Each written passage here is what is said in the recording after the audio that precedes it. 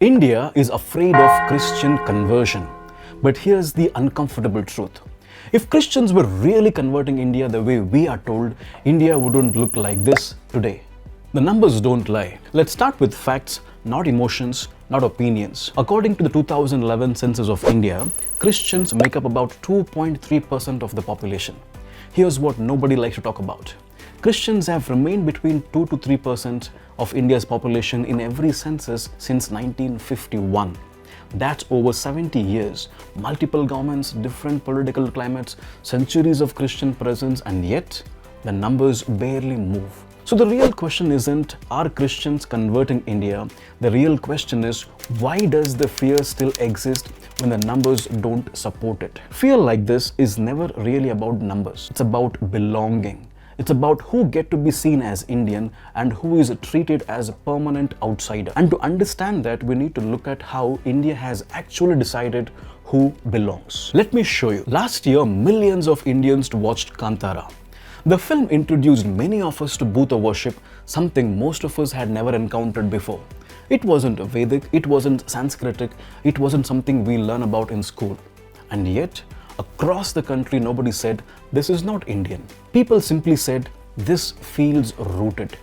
And that reaction tells something very important. India was never a civilization built on religious purity. There was never one book, one prophet, one god, one way of thinking.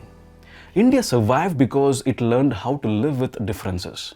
Indian rulers didn't just tolerate different faiths, they often protected them. Ashoka promoted Buddhism beyond his empire. Chandragupta Maurya gave up power and became a Jain monk.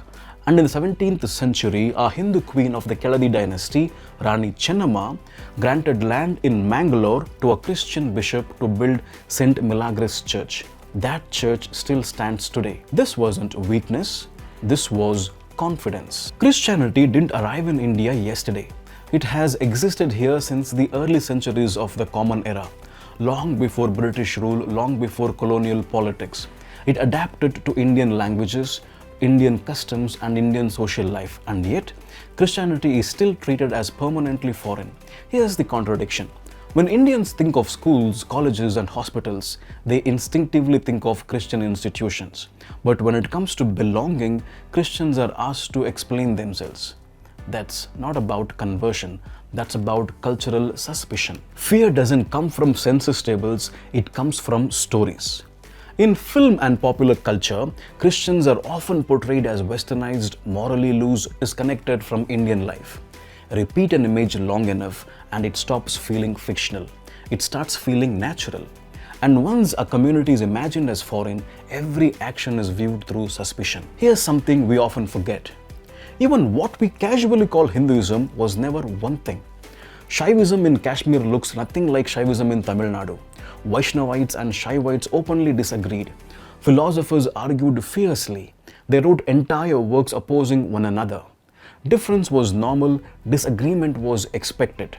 Buddhism, Jainism, and Sikhism challenged Vedic authority. They rejected core assumptions, and yet their Indianness is never questioned. Why?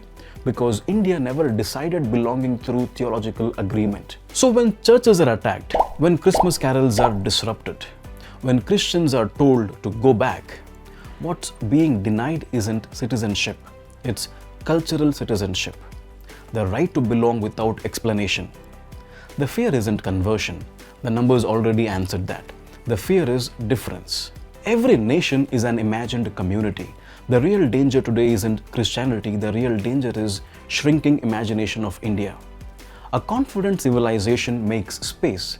An anxious one draws lines. When we celebrated Kantara, we didn't ask whether Bhuta worship fit a textbook definition. We recognized it as Indian because it was lived here. By that same standard, Christians rooted here for centuries are Indian. Violence against churches is not the defense of tradition, it is the abandonment of it. India was never small enough to fit inside one religion, and it should never become that small now.